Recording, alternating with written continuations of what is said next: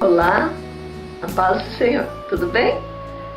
Eu estava me lembrando de uma pergunta de uma jovem, há uns dias atrás, que ela me fez, e eu quero passar para você quem sabe você também tenha essa pergunta no teu coração, ou você já pensou sobre isso e não obteve uma resposta adequada ou ainda não compreendeu, né?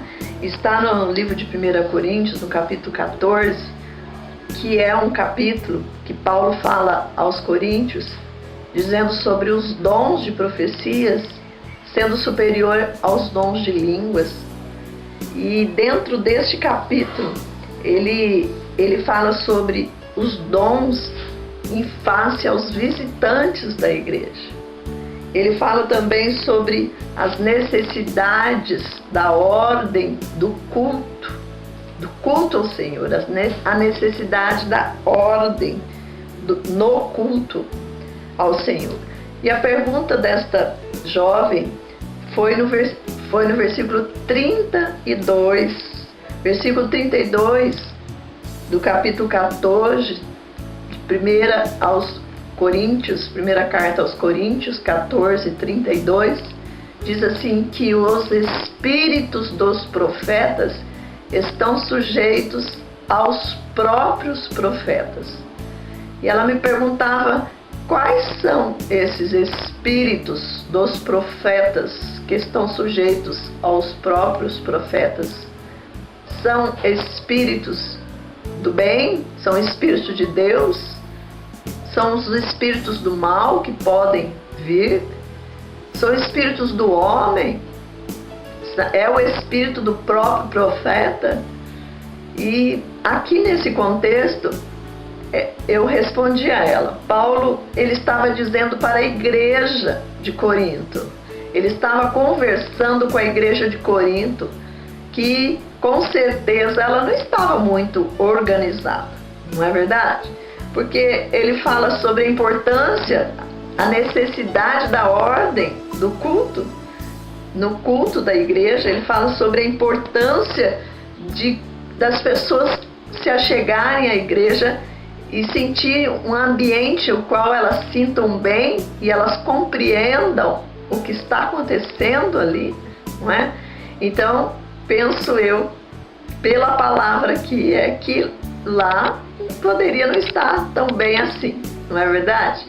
E quando ele diz assim que os espíritos dos profetas estão sujeitos aos próprios profetas, é claro que ele está dizendo sobre o Espírito Santo de Deus no profeta, está sujeito ao próprio profeta. O espírito do profeta, o qual habita o Espírito de Deus nele, está sujeito ao próprio profeta.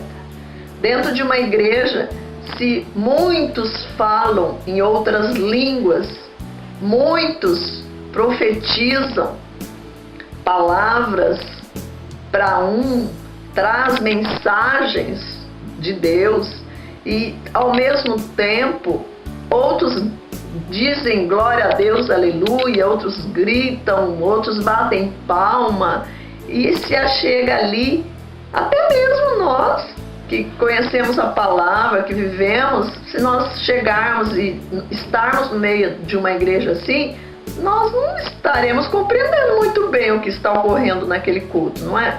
A não ser que está ali no momento somente de intercessão dos intercessores, uma batalha, aí cada um está ali em ligação com Deus e há uma comunhão espiritual, mas num culto natural, num culto onde os irmãos se reúnem para adorar a Deus, para trazer os convidados, para estar ali, não pode haver desordem.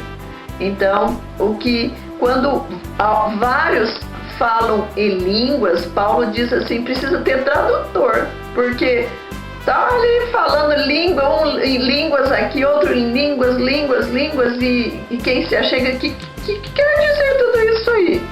Então, se um fala em línguas, que haja aquele que traduz essas línguas, não é verdade? Então, se vem profecias de diversas formas, para diversos assuntos, para diversas pessoas, para a igreja, várias profecias ao mesmo tempo, qual a profecia que nós vamos entender? Qual delas? Não é verdade?